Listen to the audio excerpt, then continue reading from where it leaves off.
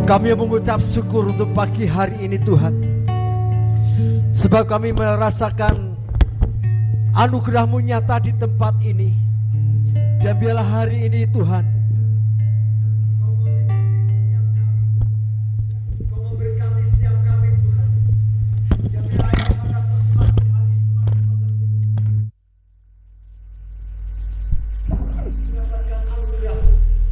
dan di tempat ini Bapa, kami percaya Engkau bekerja, Engkau menyatakan anugerah-Mu yang ajaib dan luar biasa bagi setiap kami. Kami rindu Tuhan hari ini Engkau ada di tempat ini, nyata bagi kami semua. Berkat-Mu mengalir di tempat ini, berkat-Mu mengalir atas setiap kami. Berkati hamba-Mu Tuhan yang rindu menyampaikan kebenaran firman-Mu. Perlengkapi dengan kuasa-Mu, perlengkapi dengan anugerah-Mu.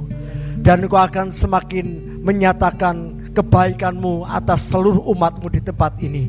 Berkati kami yang menyampaikan firman, dan Engkau memberkati setiap kami, setiap anak-anak-Mu yang mendengarkan. Bila kasih dan anugerah-Mu melimpah-limpah di dalam kehidupan kami semua. Terima kasih Tuhan. Hanya di dalam nama Tuhan Yesus Kristus kami berdoa mengucap syukur. Haleluya. Bersama-sama katakan amin. Shalom Bapak Ibu. Haleluya. Haleluya. Hari ini kita merasakan ada sukacita, ada gairah, ada hal yang melonjak-lonjak saya rasakan di tempat ini. Terutama saya hari ini semangat melonjak-lonjak. Walaupun tadi malam sempat diguyur hujan semalaman. Sudah pesimis ya, bisa datang apa enggak. Hujan begitu deras di Salatiga sampai pagi. Di sini terang benderang. Haleluya. Baik, hari ini kita akan belajar tentang perjamuan kudus Bapak Ibu. Perjamuan kudus. Ya, kalau kita berbicara tentang perjamuan kudus, inilah hal yang kita lakukan setiap awal bulan. Amin. Setiap bulan, setiap awalnya selalu kita melakukan begitu. Dan tidak tahukah Bapak Ibu bahwa perjamuan kudus itu sebetulnya sangat penting bagi kita. Jadi saya mengatakan berbahagialah kita saat ini yang bisa hadir untuk menerima perjamuan kudus. Amin. Ya, dengan darah Tuhan Yesus yang telah tercurah memberikan kita semua sukacita. Yang sakit disembuhkan, yang beban berat akan mendapatkan kelegaan. Yang terutama adalah setiap kita diberikan pengharapan, dan pengharapan kita itu tidak akan pernah sia-sia, sebab Allah itu sanggup melimpahkan semuanya bagi setiap kita. Amin. Haleluya. Ya, untuk mengawalinya kita buka di 1 Korintus 11 ya. Ini setiap kali Pak R menyampaikan perjamuan kudus mesti membacakan ini. Jadi akan saya sampaikan bahwa perjamuan kudus itu adalah perintah Tuhan. Tuhan mengatakan, bisa dibuka ya, 1 Korintus 11. 1 Korintus 11 ayat yang ke-23 sampai 25.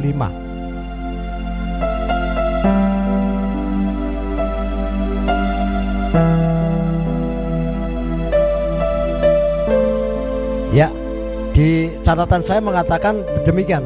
Sebab apa yang telah ku teruskan kepadamu telah ku terima dari Tuhan, yaitu bahwa Tuhan Yesus pada malam waktu ia diserahkan mengambil roti, dan sesudah itu ia mengucap syukur atasnya, dan ia memecah-mecahkannya dan berkata, inilah tubuhku yang diserahkan bagi kamu, perbuatlah ini menjadi peringatan akan aku. Menjadi peringatan akan aku. Amin. Jadi sebetulnya setiap kali kita merayakan perjamuan kudus pada kesempatan yang akan kita hadapi ini adalah, pertama adalah memperingati, menyatakan bahwa kita selalu teringat penuh akan pengorbanan Yesus. Ya, mengingat dan menjadikan pengorbanan Tuhan Yesus itu tidak akan pernah kita lupakan. Setiap awal bulan pasti kita melakukan. Yang kedua dikatakan demikian juga ia mengambil cawan sesudah makan, lalu ia berkata, cawan ini adalah perjanjian baru yang dimeteraikan oleh darahku. Perbuatlah ini setiap kali kamu meminumnya menjadi peringatan akan aku. Intinya adalah Tuhan Yesus memerintahkan supaya kita jangan lupa apa? Tentang pengorbanan Tuhan. Amin. Tentang kematiannya di kayu salib itu yang maksudnya. Nah Bapak Ibu, kalau kita melihat betapa ajaib, betapa luar biasanya pengorbanan Tuhan kepada setiap kita, maka kalau hanya melakukan setiap bulan, di awal bulan kita melakukan perjamuan kudus, itu adalah sebetulnya perkara-perkara yang tidak sulit. Amin Bapak Ibu. Jadi pastikan ketika kita beribadah itu bisa mengikuti yang namanya perjamuan kudus. Amin. Yang pertama saya katakan perjamuan kudus adalah suatu peringatan, perintah. Peringatan, ingatlah akan aku ketika engkau melakukan peristiwa ini. Artinya ketika kita memecah-mecahkan roti, meminum anggur, itu kita teringat akan Yesus Kristus yang tubuhnya telah terpecah-pecah dan darahnya telah tercurah. Untuk siapa? Untuk kita semua. Nanti kita akan belajar bahwa sebetulnya sejak peristiwa itu Tuhan mengadakan suatu perlawanan yang luar biasa kepada kuasa dosa, kepada seluruh ikatan-ikatan. Bahkan hak kita saat ini hadir di tempat ini, kita sudah merasakan kemenangan. Karena pengorbanan Yesus itu membawa kita kepada kemenangan, mampu melampaui dosa, mengalahkan dosa. Amin Bapak Ibu. Ini hanya suatu awal-awalan saja. Yang kedua adalah perjamuan kudus itu membuat suatu hal yang luar biasa yang tidak bisa diberikan oleh dunia. Apa Bapak Ibu? Pengampunan dosa. Amin. Tuhan mengingatkan kita supaya kita ini benar-benar ada di dalamnya, dan kita sebetulnya orang-orang yang telah diampuni dosanya harus, saya katakan harus, karena apa yang kita lakukan ini tidak sepadan dengan pengorbanan Tuhan. Dikatakan di dalam Matius 26 ayat yang ke-28, saya bacakan bagi Bapak Ibu. Sebab inilah darahku, darah perjanjian yang ditumpahkan bagi banyak orang untuk pengampunan dosa. Darahnya tercurah untuk mengampuni dosa-dosa kita. Kalau perjanjian lama, penebus salah itu dengan darah kambing, darah domba dan lembu dan sebagainya. Tercurah, darah yang tercurah itu untuk menghapuskan salah. Tetapi hal ini, darah Yesus bukan hanya menghapuskan dosa, tetapi membawa kita kehidupan yang kekal, hidup yang dipenuhi dengan keselamatan. Ini awalnya Bapak Ibu. Jadi ini semua kita mengerti. Saya ingin membawa kita semua bahwa perjamuan kudus itu bukan hanya sekedar kita datang, menerima roti, minum anggur, kemudian kita merasa sudah dipenuhi semuanya. Tetapi ada sesuatu yang saya sampaikan bahwa betapa pentingnya kita ini mengingat selalu akan pengorbanan Tuhan. Yang pertama tadi adalah sebagai peringatan, yang kedua adalah pengampunan dosa. Nah Bapak Ibu, sebetulnya kalau kita berbicara tentang penderitaan Tuhan, berbicara tentang kenapa Tuhan hadir sehingga dia mengosongkan dirinya, seperti yang dikatakan di Filipi 2, dia mengosongkan kealahannya dan menjadi manusia. Sebetulnya mempunyai misi yang luar biasa, yaitu membawa manusia itu kembali kepada Tuhan. Kita ini sebetulnya tanpa Tuhan, kita ini adalah orang-orang yang terhilang, orang-orang yang tidak selamat, yang akhirnya kita ini tidak akan ke surga tetapi ke neraka. Tetapi Tuhan dan penuh belas kasihan dan penuh cinta kepada kita, sejak dari zaman sekitar 2 abad sebelum Masehi, Tuhan telah menyatakan di dalam kitab Nabi Yesaya. Kalau Bapak Ibu membaca Yesaya 53, itu berbicara tentang sesuatu yang akan terjadi kepada hamba yang menderita, sesuatu yang akan dinyatakan, yang akan terjadi, dan sesuatu yang akan dinyatakan kepada hambanya yang dimaksudkan ada Yesus untuk menjadi martir bagi kita semua, mengalahkan maut, mengalahkan dosa. Kita baca bersama-sama Bapak Ibu Yesaya 53, coba saya akan mengungkap sedikit. Yesaya 53 ayat yang pertama sampai dengan kelima. Haleluya. Bisa ditampilkan? Di situ nggak ada ya? Haleluya. Makasih. Ya.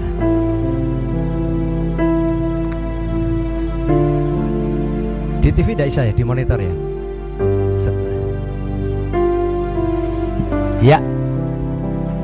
Haleluya. Yuk. Kita baca ya, kita baca bersama-sama. Ya. Saut-sautan ya cuma 5 ayat. Saya ayat yang ganjil, Bapak Ibu ayat yang genap. Siapakah yang percaya kepada berita yang kami dengar, dan kepada siapakah tangan kekuasaan Tuhan dinyatakan?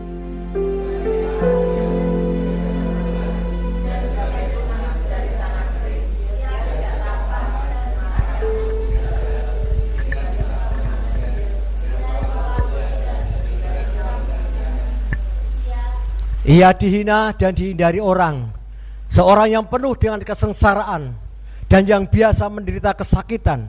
Ia sangat dihina sehingga orang menutup mukanya terhadap dia, dan bagi kita pun tidak termasuk itu kan. Bersama-sama yuk. Tetapi sesungguhnya penyakit kita lah yang ditanggung ya, dan kesengsaraan kita yang dipikul ya. Padahal kita mengira dia kena tulah, dipukul dan ditindas Allah. Amin Bapak Ibu, ini aja. Ya. Jadi penderitaan Tuhan itu sudah dinubuatkan ratusan tahun yang lalu. Zaman Yesus ya. Jadi sebelum Yesus itu sudah dinubuatkan oleh Nabi Yesaya. Artinya bahwa sebetulnya penderitaan itulah nanti kita akan tahu Bapak Ibu bahwa kenapa Yesus harus menderita. Nanti bagian-bagian yang terakhir Bapak Ibu akan menyadari bahwa kenapa Yesus harus menderita. Dan penderitaan yang demikian apa yang Tuhan inginkan terhadap kita. Baik, kita akan melihat suatu hal yang luar biasa. Seperti yang dikatakan oleh Nabi Yesaya ini. Tetapi sungguhnya penyakit kita lah yang ditanggungnya, dan kesengsaraan kita yang dipikulnya. Padahal kita mengira dia kena tulah dan dipukul dan ditindas Allah. Yesus menderita, bahkan terhina, dicampakkan, tidak dianggap. Itu yang menjadi bagian dari sejarah hidupnya. Pada awal penderitaan terjadi di Taman Getsemani. Bapak Ibu, kita akan melihat bahwa suatu perkara yang terjadi di Taman Getsemani. Jadi di Taman Getsemani itu adalah suatu awal dari proses, dari sejarah penderitaan Tuhan.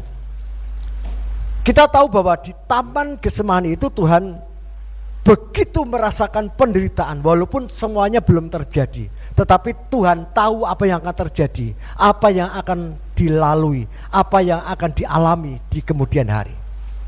Kalau Bapak Ibu membaca di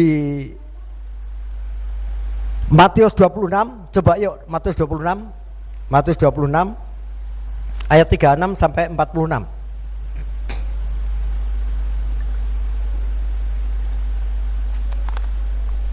Ya, saya akan bacakan pelan-pelan, Bapak Ibu menyimak saja. Yang pertama, yang ke-30 dikatakan, maka sampailah Yesus bersama-sama murid-muridnya ke suatu tempat yang bernama Getsemani.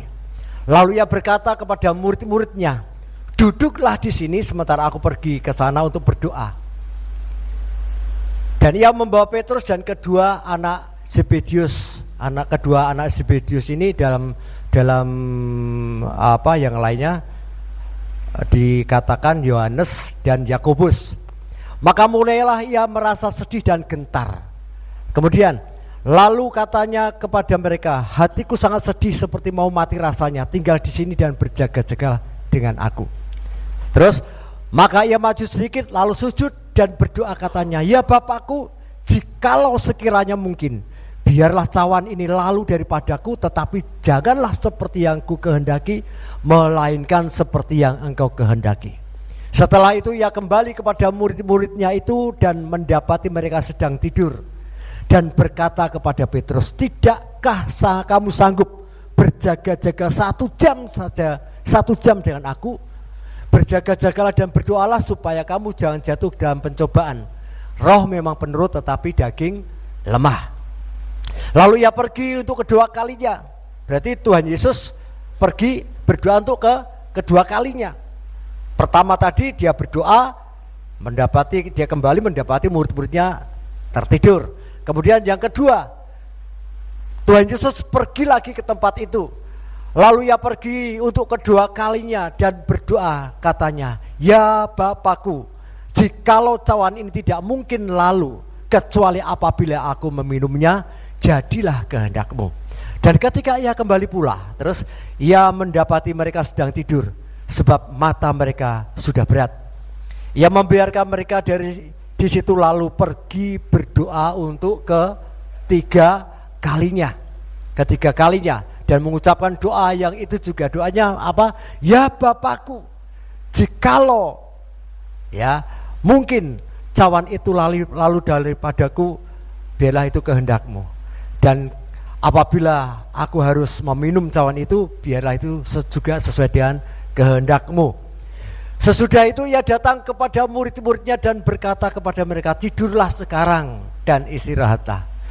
Lihat, saatnya sudah tiba bahwa Anak Manusia diserahkan ke tangan orang-orang berdosa." Udah itu aja. Nah, Bapak Ibu, hamba-hamba yang lain menyoroti bahwa banyak ya ini yang bisa disoroti. Ada yang menyoroti untuk berjaga-jaga, tidakkah sanggup berjaga-jaga 1 jam saja untuk berdoa, karena mereka suka tidur. Disuruh berjaga-jaga supaya tidak jatuh pencobaan tapi tertidur. Tapi hari ini saya ingin mengambil sesuatu rahasia daripada pembahasan kita ini. Saat Tuhan Yesus berdoa itu tidak hanya sekali. Bapak Ibu bisa membayangkan ketika dia mengajak, ini versi saya, pemahaman saya. Jadi ketika Tuhan Yesus mengajak mereka untuk berdoa, mereka tidur. Tuhan berdoa sendiri, kemudian didapati dia tidur. Kemudian Tuhan berdoa lagi, dia mendapati murid-muridnya tidur lagi.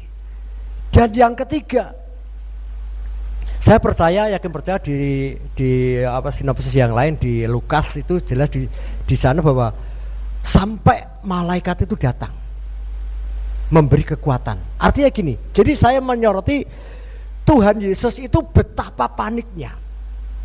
Saya aja menyampaikan menyiapkan renungan ini, duduk berdiam diri membaca, udah saya tinggal. Melakukan apa lagi, terus lari lagi, buka lagi, panik Bapak Ibu. Artinya ada sesuatu yang mengganjal, membuat hati ini tidak tenang. Kalau saya menyampaikan ini, saya mencari-cari kebenaran yang paling benar apa. Tapi Tuhan Yesus ketika berdoa, Bapak Ibu bisa bayangkan, ketika Bapak Ibu tahu bahwa setelah hari ini, setelah saat ini akan terjadi perkara-perkara yang tidak enak, perkara-perkara yang harus dilewati dengan hati yang dia karuan, kesakitan, penderitaan, Bapak Ibu apa yang akan rasakan? Kalau saya tahu setelah ini yang sifatnya itu kesakitan dan penderitaan, apa yang saya lakukan? Mesti saya berdoa. Berdoa seolah belum cukup untuk memberikan kekuatan bagi saya sendiri. Gelisah, engkau tenang opo rayo, engkau terjadi opo rayo. Berdoa lagi Bapak Ibu. Nah, Tuhan Yesus ini berdoa itu mengetahui bahwa setelah ini ada penderitaan yang secara manusia siapapun tidak akan sanggup melakukannya. Seperti yang dinubuatkan di dalam kitab Nabi Yesaya. Diludahi, menderita. Bapak Ibu kalau lihat film yang dibuat dengan judul The Passion, itu kita melihat itu, kalau Bapak Ibu melihat dengan penuh dengan perasaan, tidak tahan melihat penderitaan. Padahal si sutradara yang membuat film itu mengatakan ini belum ada 10%-nya dari yang nyata. Kenyataan itu tidak ada 10%. Maksudnya yang film ini dibanding dengan kenyataan sebenarnya penderitaan Yesus tidak ada 10%-nya. Karena ada batasan penayangan. Jadi kalau terlalu vulgar tentang pendeta tidak bisa ditayangkan. Akhirnya membuat sesuatu yang bisa dipahami dan dilihat. Ya, Tuhan Yesus sampai wirawiri Bapak Ibu. Berdoa. Yang saya percaya yang berdoa yang ketiga kalinya itu sungguh Tuhan tidak tahan. Sampai dia berkeringat campur darah. Keringatnya itu seperti darah. Memang itu darah. Jadi dalam terjemahan yang lain, dalam catatan yang lain, pembuluh darahnya itu sampai pecah Bapak Ibu. Menahan rasa takut, gentar, bahwa seolah-olah bisa enggak melampaui penderitaan yang akan terjadi. Karena Bapak Ibu kalau melihat hukuman salib itu luar biasa. Jadi ada 3 hukuman pada bangsa Romawi yang dilakukan oleh bangsa Romawi. Yang pertama itu hukuman bakar, dibakar. Makanya ada apa itu murid Tuhan Yesus yang digoreng gitu ya. Terus yang kedua disalib, yang ketiga dipenggal. Lah, menurut cerita ini yang paling istilahnya menderitanya tidak bisa dihitung itu adalah hukuman salib. Tuhan Yesus mengalami penderitaan itu sungguh di luar batas manusiawi. Kalau Bapak Ibu melihat ketika dia dicambuk, itu punggungnya itu bolong-bolong. Bukan hanya cambuk yang biasa bilur-bilur. Cambuk yang dipakai itu ketika dipukulkan itu ada daging yang terkelupas. Itu luar biasa. Kuku saya kesandung, metu GTSD gitu aja udah tidak bisa jalan Bapak Ibu, sakit. Tapi itu, nah ketika dia di kayu salib, punggung yang bolong-bolong yang rusak itu harus melekat pada kayu yang kasar Bapak Ibu. Itu rasanya minta ampun.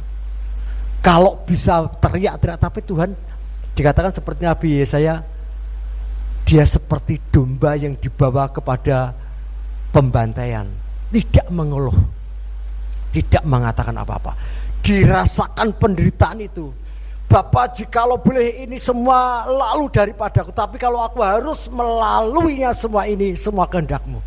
Sebagai manusia biasa sebetulnya tidak mampu untuk mengalami itu semua. Amin Bapak Ibu.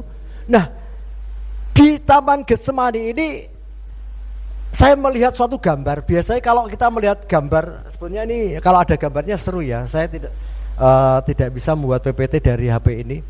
Itu Bapak Ibu melihat ada suatu gambar ketika Tuhan Yesus berdoa di Taman Getsemani.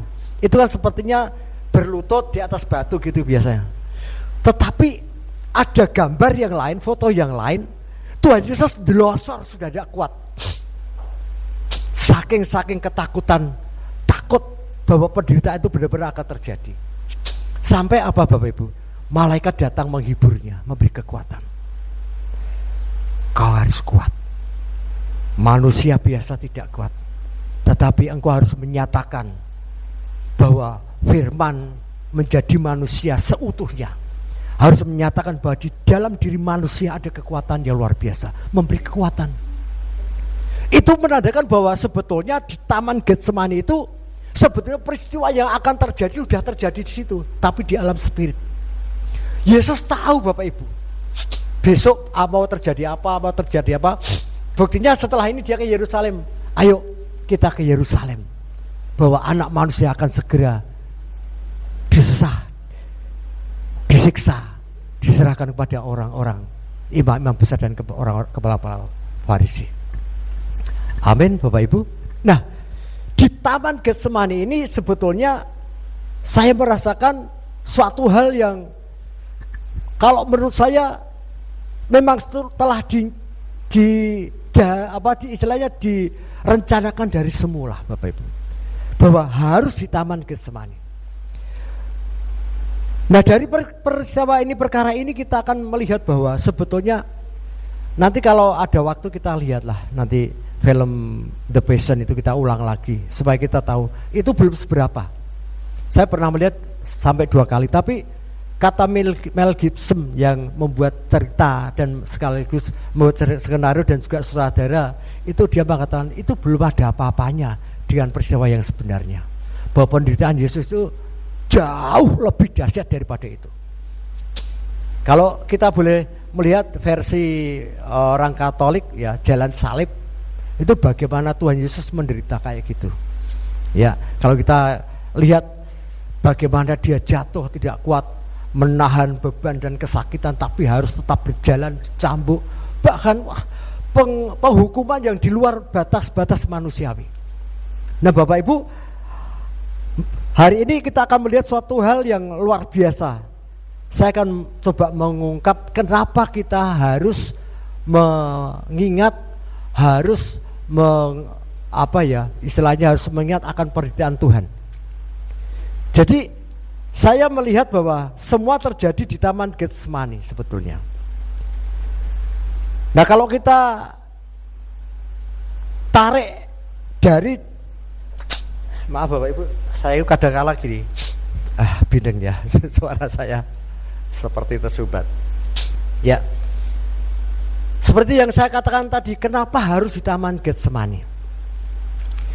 Jadi kita pahami dulu bahwa di Taman Getsemani itu Tuhan sudah melihat suatu proses kehidupan yang akan terjadi, penderitaan yang akhirnya akan membawa manusia itu diampuni dosanya, pengorbanan Tuhan, penderitaan Tuhan yang sudah diketahui sejak dari awal itu. Tetapi Tuhan mempunyai kekuatan bahwa itu dilakukan supaya seluruh manusia mendapatkan keselamatan. Nah, ternyata di Taman Getsemani ini Bapak Ibu, yang dikenal dengan Taman Bukit Zaitun, itu ternyata betul di situ ada tempat untuk penggilingan buah zaitun. Ternyata memang di tempat itu tempat untuk membuat minyak zaitun. Sebetulnya sudah saya siapkan juga video proses pembuatan minyak dari buah zaitun. Nah, proses yang diperlihatkan situ untuk membuat suatu minyak zaitun yang murni, itu ternyata kalau kita refleksikan atau kita nyatakan dalam kehidupan, itu seperti yang dilakukan Tuhan Yesus. Mulai dari digiling, dihancurkan, Tuhan juga mengatakan bahwa murkaku akan menghancurkan hambaku ini, sehingga hancur dan jiwanya akan menyelamatkan banyak orang. Nah, di sini juga dikatakan bahwa ketika kita melihat proses bagaimana kita sisi lain, bagaimana kita melihat bahwa proses untuk membuat satu minyak itu prosesnya luar biasa. Ketika dijadikan pasta, digiling dengan batu kilangan, dihancurkan seperti Tuhan Yesus yang diremukkan begitu, ya, itu akan menjadi suatu hal yang menjadi pasta hancur setelah digiling. Kemudian setelah itu ditekan, ditindas, ditekan, diwadahi dengan seperti keranjang, tapi keranjang yang dibuat dari akar-akar, sehingga ketika ditekan itu dia sarinya akan keluar. Nah, dari situ akan muncul minyak yang baik. Minyak zaitun adalah minyak yang terbaik, yang kelas 1, KW1 itu dipakai untuk minyak urapan. Artinya sebetulnya Tuhan Yesus harus menderita supaya muncul minyak yang akan dipakai untuk mengurapi kita semua. Gambarannya begitu Bapak Ibu. Jadi kenapa harus dihancurkan? Supaya dalam kehidupan Yesus itu muncul minyak yang akan dipakai untuk mengurapi setiap kita. Jadi selain hari ini kita memperingati akan kematian Tuhan, diampuni dosa kita, tapi sebetulnya setiap kita menerima perjamuan kudus itu kita menerima minyak urapan yang baru. Amin. Kalau kita mempercayai bahwa Tuhan itu diproses sedemikian rupa seperti buah zaitun, akhirnya muncul minyak itu bagi kita. Minyak itu diperuntukkan bagi kita, yang membawa kita kepada keselamatan. Dan minyak itu membawa kita kehidupan yang baru dan selalu baru dan dibaharui bersama-sama dengan Roh Kudus. Jadi ilustrasinya buah zaitun yang dipakai untuk minyak urapan. Tuhan Yesus menjadi suatu minyak yang kudus yang akan mengurapi setiap kita sehingga kita akan diselamatkan, dilepaskan, diberikan kekuatan untuk kita melawan dosa. Amin Bapak Ibu. Nah, kalau melihat dari perkara-perkara ini, kita harusnya lebih menyadari bahwa kita tidak bisa hidup tanpa Yesus.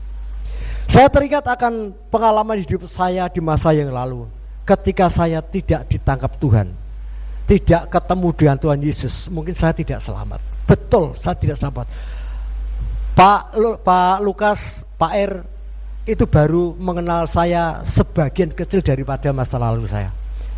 Tetapi saya katakan, kalau tidak ada di dalam Tuhan, saya percaya saya tidak akan selamat. Minyak itu tidak akan pernah saya dapatkan. Ketika saya tidak pernah mengerti akan makna penderitaan Tuhan di kayu salib, maka tidak pernah akan ada yang namanya pengampunan dosa. Amin Bapak Ibu.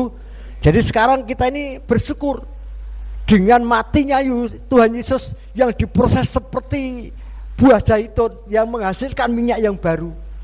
Tuhan Yesus yang menderita sedemikian rupa, disesah, menderita, dihancurkan, binasa, dihujat, dan akhirnya menjadi suatu minyak, menjadi minyak yang baru, memberikan kita urapan baru di dalam Roh Kudus yang membawa kita pada kemenangan demi kemenangan.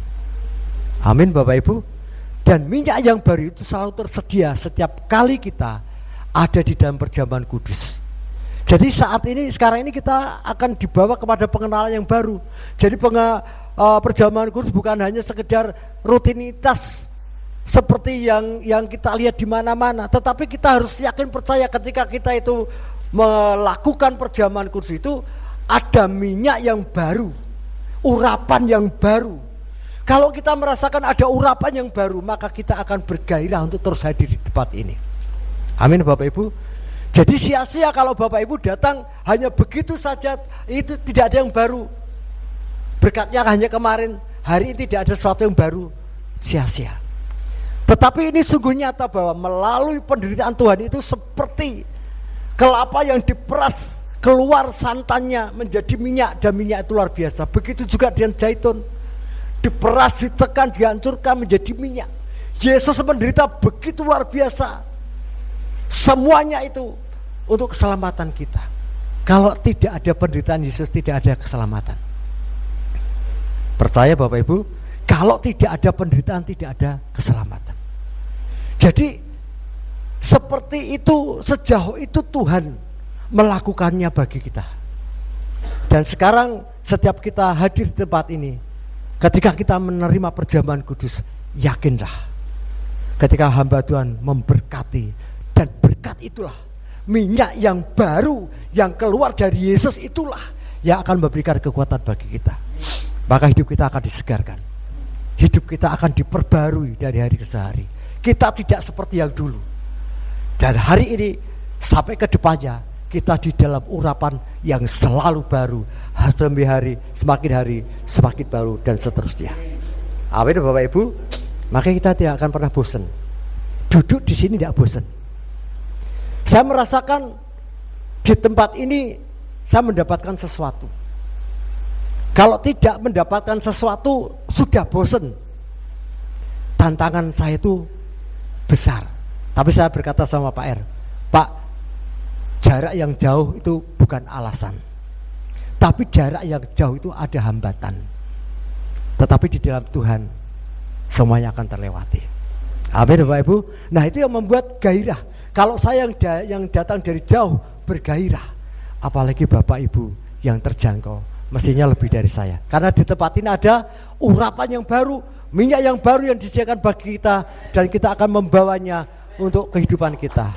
Haleluya, haleluya. Nah Bapak Ibu, seperti yang dikatakan ini Pak Parno pasti hafal Yohanes 3 ayat 16 Pak, pasti hafal. Karena begitu besar kasih Allah akan dunia ini, terus yang tunggal, supaya setiap orang yang percaya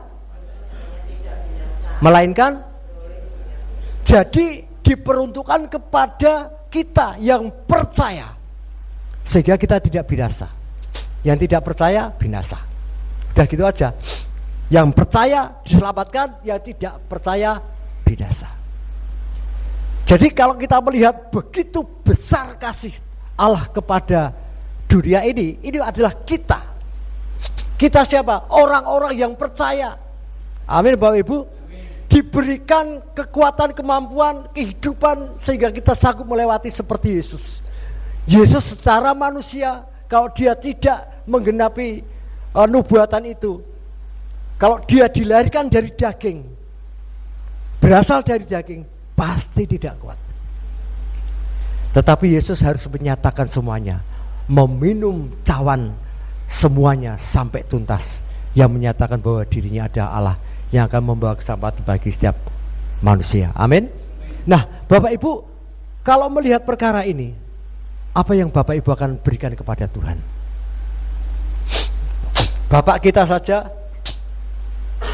yang memberikan kita yang bisa kita cari, kita akan memberikannya secara luar biasa. Kalau Tuhan Yesus telah memberikan semua hidupnya, semua kasihnya kepada kita, apa yang akan kita lakukan kepada Tuhan? Ini sebagai perenungan kita Bapak Ibu. Setelah kita tahu bahwa Tuhan kita itu menderita bagi kita, betul Bapak Ibu? Tuhan menderita bagi kita, amin. Karena Tuhan kita diselamatkan, amin. Karena Tuhan kita diampuni dosanya, karena penderitaan Tuhan itu kita hidup di dalam kelimpahan dan kemuliaannya, amin. Sekarang saya bertanya, kalau demikian, apa yang layak, yang pantas kita berikan pada Tuhan? Taat dan setia, ada komitmen secara pribadi kepada Tuhan. Saya gini, Tuhan, nyatanya aku tanpa Engkau enggak bisa apa-apa. Tuhan, nyatanya hidup ini tanpa Engkau aku tidak mampu apa-apa.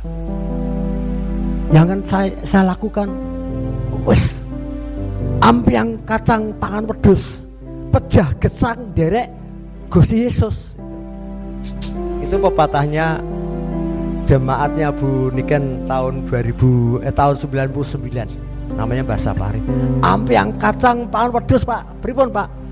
Pejah gesang derek Gusti Yesus. Iya. Apalagi ketika kita tahu detailnya, Tuhan itu melakukan ini, melakukan semuanya supaya apa? Kita tidak binasa. Nanti saat-saat Pak R biar berbicara tentang sebetulnya setiap kita yang percaya itu saat hidup ataupun di lembah kematian pun kita dibawa Tuhan, diselamatkan. Walaupun kita sudah mati, diselamatkan sama Tuhan. Nah Bapak Ibu, komitmen kita ini harus dinyatakan.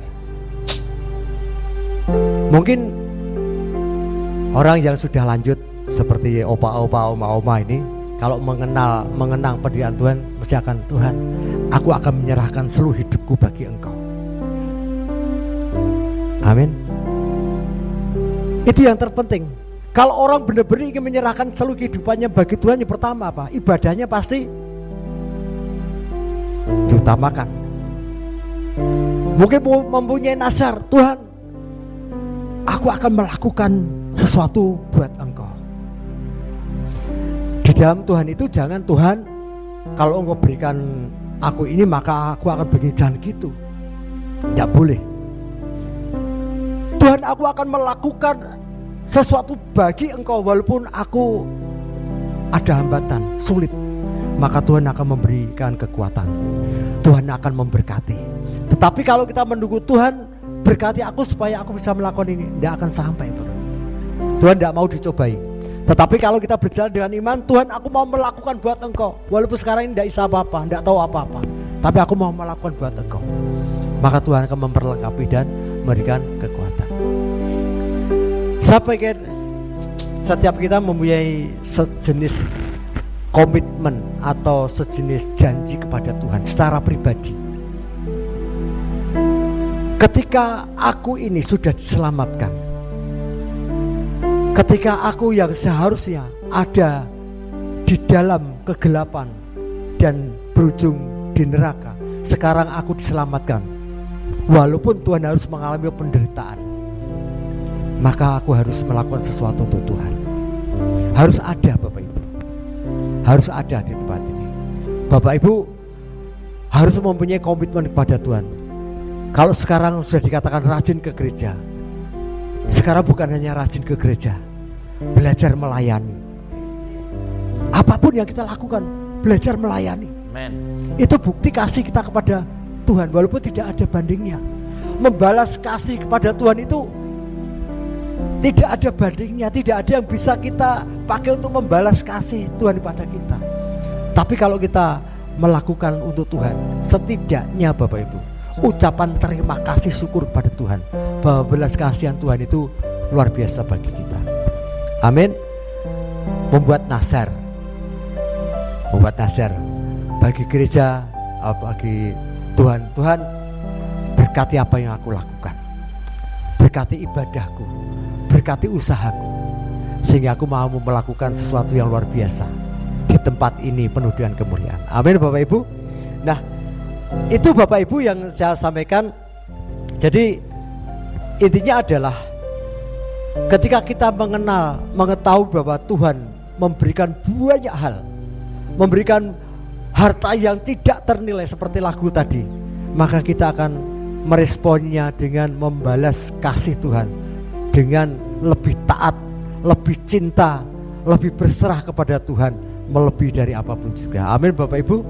Haleluya. Ini saja yang dapat saya sampaikan. Artinya bahwa hari ini kita akan mendapatkan nilai lebih, yaitu minyak yang baru, urapan yang baru dari Tuhan Yesus yang memberikan kekuatan untuk kehidupan kita. Haleluya.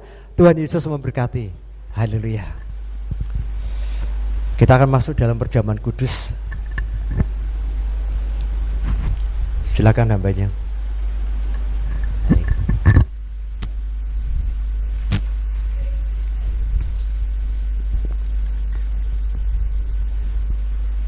Baik, salam Bapak Ibu. Kita bersyukur hari ini dilayani oleh 2 orang. Dan saya tidak janjian sama Pak Joko. Pakaiannya sama, cuma saya pakai rompi. Kalau saya tidak pakai rompi, mungkin sama persis ya.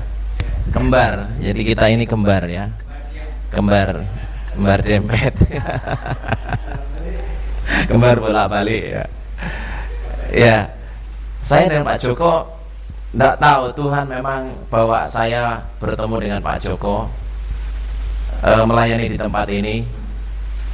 Begitu Pak Joko call saya, hati saya ya saya sampaikan ke istri, lalu istri bilang oke gitu. Saya ngomong oke. Tapi pertama kayaknya Pak Lukas dulu yang hubungi saya atau Pak Joko dulu ya. Pak Joko, setelah itu Pak Lukas ya. Jadi kami sepakat untuk melayani di sini. Kami mempersembahkan hidup kami di sini. Kalau Tuhan tidak panggil kami, tidak mungkin kami ada di sini. Ngapain ada di sini? Ngapain kami di sini? Di tempat lain masih lebih enak. Tapi Tuhan yang panggil kami, sehingga kami memberikan hidup kami untuk Tuhan. Pak Joko jauh, 1 jam perjalanan lebih ya, kalau naik motor 1 jam lebih dari Salatiga ke tempat ini. Itu tidak gampang. Itu hambatan ya tadi, tapi bukan alasan untuk tidak melayani Tuhan. Kita semua sudah diselamatkan Tuhan, dan tidak ada alasan, tidak ada dalih untuk kita tidak melayani Tuhan.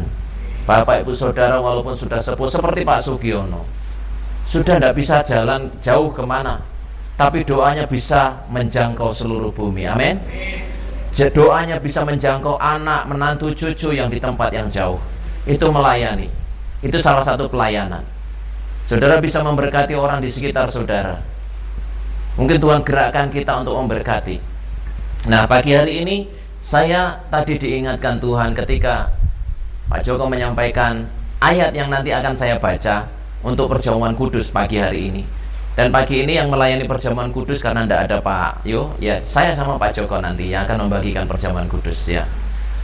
Bapak Ibu, saya diingatkan, sejak kapan Tuhan menetapkan perjamuan kudus?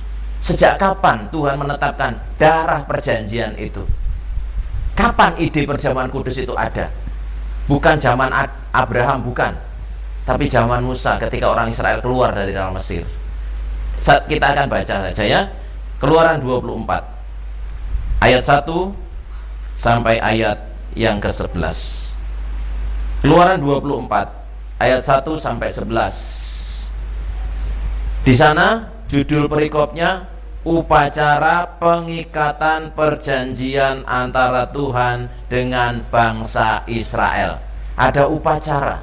Jadi perjamuan kudus ini adalah sakramen atau upacara pengikatan perjanjian. Setiap kali kita mengadakan perjamuan kudus di setiap awal bulan, itu pengikatan perjanjian kita, covenant kita antara Tuhan dengan kita umatnya. Amin. Ketika kita berjanji bersekutu dengan Dia, maka kita menjadi sekutunya Tuhan. Kalau kita jadi sekutunya Tuhan, pasukan sekutu itu menang. Ya, perang dunia kedua pasukan sekutu itu menang. Kenapa? Karena mereka bersekutu. Apalagi kalau kita bersekutu dengan Tuhan, amin, maka kemenangan menjadi bagian kita. Saya bacakan, berfirmanlah Tuhan, berfirmanlah Ia kepada Musa, naiklah menghadap Tuhan engkau dan Harun, Nadab dan Abihu dan 70 orang dari para tua-tua Israel, dan sujudlah kamu menyembah dari jauh. Hanya Musa sendirilah yang mendekat kepada Tuhan, tetapi mereka itu tidak boleh mendekat, dan bangsa itu tidak boleh naik bersama-sama dengan dia, bersama-sama dengan Musa maksudnya. Lalu datanglah Musa dan memberitahukan kepada bangsa itu segala firman Tuhan dan segala peraturan itu. Maka seluruh bangsa itu menjawab serentak, segala firman yang telah diucapkan Tuhan itu akan kami lakukan. Tapi tidak dilakukan oleh bangsa Israel. Yang melakukan cuma Yosua dan Kaleb, ya. Termasuk Musa tidak melakukan total, ya, sehingga dia gagal masuk tanah perjanjian. Lalu Musa menuliskan segala firman Tuhan itu. Keesokan harinya pagi-pagi didirikannya lah mesbah di kaki gunung itu dengan 12 tugu sesuai dengan ke-12 suku Israel. Kemudian disuruhnya lah orang muda dari bangsa Israel. Maka mereka mempersembahkan korban bakaran dan menyembelih lembu-lembu jantan sebagai korban keselamatan kepada bangsa itu. Lihat, orang-orang muda disuruh melayani. Maka di rumah berkat, anak-anak kecil, anak-anak sekolah minggu harus melayani, bukan dilayani.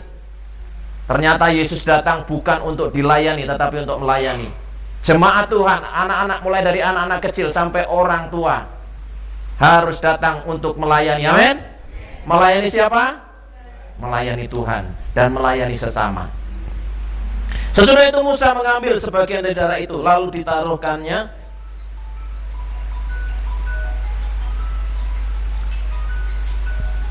di silent ya.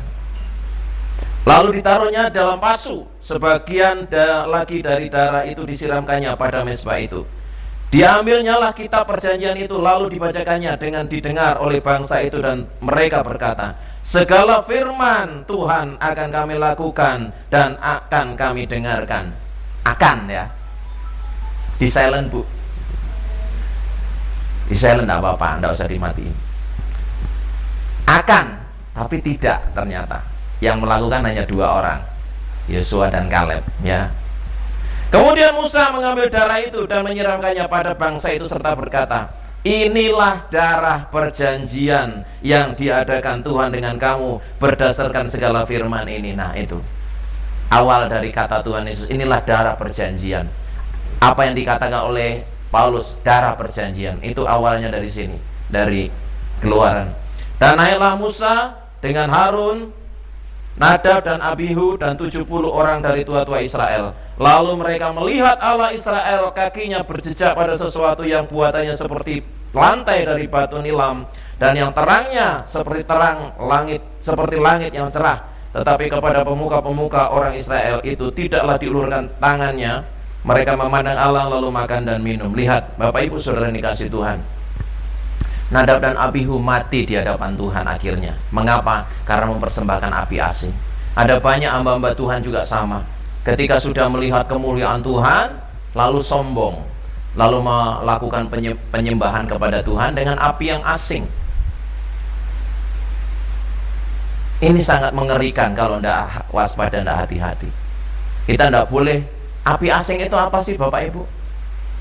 Api yang lain yang tidak diperintahkan Tuhan, yang dipersembahkan kepada Tuhan, bukan api, bukan keinginan, bukan kehendak Tuhan, tapi keinginannya sendiri, keinginan Nadab dan Abihu, sehingga hamba-hamba Tuhan mati di hadapan Tuhan, disambar oleh api Tuhan. Jangan sampai kita melakukan keinginan kita, tapi ingin melakukan keinginannya Tuhan. Amin. Kehendak Tuhan. Mari sekarang kita akan mempersiapkan hati kita untuk bersekutu dengan tubuh dan darah Tuhan. Haleluya. Ada satu lagu lama, namanya gini, mungkin bisa dicari di YouTube atau di Google. Aku mau coba G C coba ya. Aku mau jadi roti yang terpecah bagimu.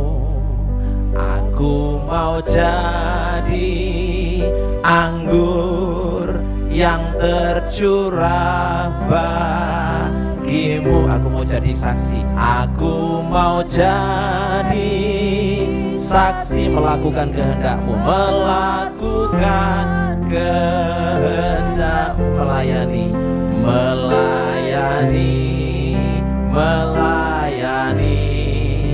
lebih sungguh. Aku mau jadi roti. Aku mau jadi roti yang terpecah bagimu. Aku mau jadi anggur yang tercurah bagimu. Aku mau jadi saksi melakukan kehendakmu, melayani lebih sungguh, melayani lebih sungguh, melayani lebih sungguh, melayani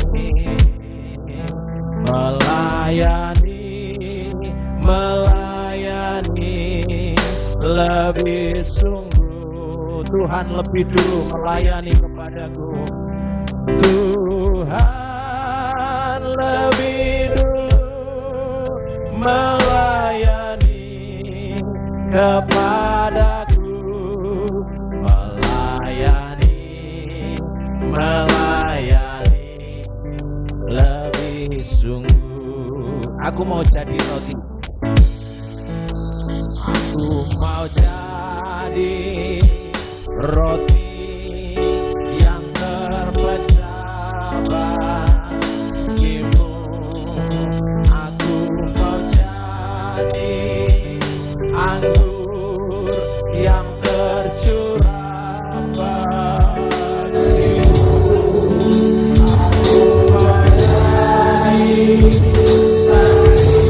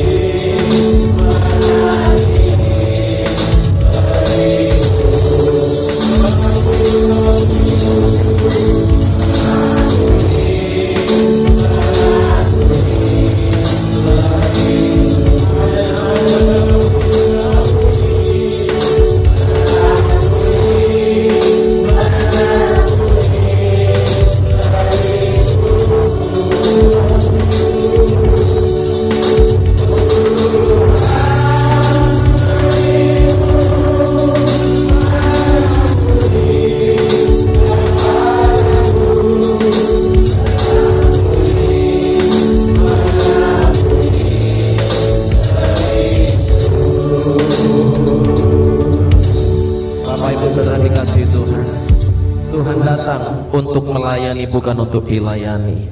Mungkin Bapak Ibu pernah merasakan orang pernah menyakiti engkau. Yesus mengalami, sekalipun dia sudah melayani, ada orang-orang yang menyakiti. Bahkan bangsa pilihannya sendiri menyakiti dia, menyerahkan kepada bangsa-bangsa orang berdosa sehingga diselamatkan. Haleluya. Biar hadirat Tuhan siang hari ini terus menjamah setiap kita. Bapak Ibu yang punya masalah dengan orang lain, masih ada akar pahit di dalam hati Bapak Ibu Saudara, mari dengarkan firman Tuhan.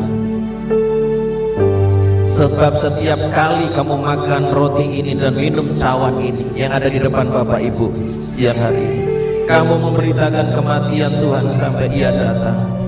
Jadi barang siapa dengan cara yang tidak layak makan roti dan minum cawan Tuhan, ia berdosa terhadap tubuh dan darah Tuhan.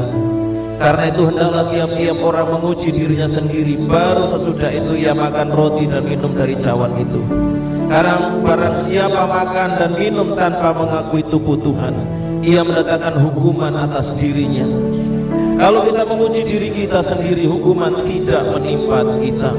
Tetapi kalau kita menerima hukuman dari Tuhan, kita dididik supaya kita tidak akan dihukum bersama-sama dengan dunia ini. Bapak Ibu, dunia sedang menuju kepada kehancuran. Dunia akan semakin jahat. Dunia akan berjalan menuju neraka dengan segala kemewahannya. Karena dunia ini ada di dalam kuasa kegelapan. Ada roh jahat di udara yang menguasai dunia ini. Tetapi ingat, kuasa Tuhan lebih besar daripada kuasa manapun. Tapi percayalah Bapak Ibu, kalau kita bersekutu dengan Dia, maka kita akan mengalami kemenangan. Namun seringkali kita merasa kalah, gagal. Kita merasa, aku kok gak sembuh-sembuh, masalahku kok gak selesai-selesai, ekonomiku kok gak bangkit-bangkit. Saudara merasa, percayalah Bapak Ibu, itu perasaan saudara. Hidup kita hidup bukan berdasarkan perasaan, tetapi hidup kita berdasarkan roh Tuhan. Tuhan yang memimpin Bapak Ibu Saudara dan saya, sehingga hidup kita tidak terpengaruh dengan perasaan kita.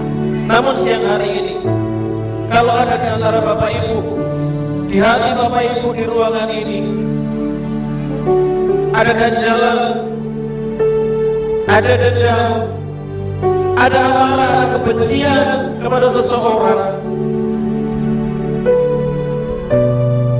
atau pernah Bapak Ibu ngomong sama Tuhan, mengapa Engkau lakukan ini Tuhan? Engkau gak adil, Engkau menuduh Tuhan tidak adil. Berdamai dengan Tuhan, ngomong sama Tuhan, Tuhan ampuni aku Tuhan, ampuni aku Tuhan. Kenapa aku harus menderita di dunia? Ingat, penderitaan Yesus lebih daripada penderitaan kita. Dalam menderita kita belum sampai mencucurkan darah seperti Yesus. Mari berdamai dengan diri sendiri. Ampuni dirimu.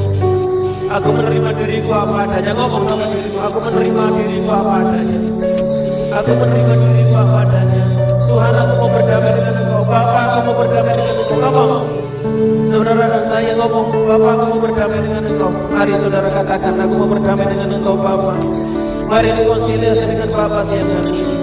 Dan sekarang saudara, setelah saudara ngomong sama Bapa, ke atas, mari ngomong kepada mungkin saudaramu, temanmu, kau akan lepaskan pengampunan untuk mereka. Mungkin pasangan hidupmu, mungkin saudaramu, ngomong, Tuhan, aku mengampuni dia, aku mengampuni orang yang pernah menyakiti aku. Ngomong Bapak Ibu, ngomong. Jangan sampai kita dihukum bersama dengan dunia ini karena kita tidak mengikuti perintah Bapa seperti Nadab dan Abihu. Mari ngomong kepada dirimu, aku mengampuni. Ngomong kepada Bapak, aku mengampuni orang itu. Siapa yang pernah menyakiti engkau? Ngomong. Haleluya. Ngomong, aku mengampuni orang itu. Haleluya. Haleluya, haleluya. Terima kasih Tuhan. Saya undang Bapak Ibu bangkit berdiri, yang bisa bangkit berdiri.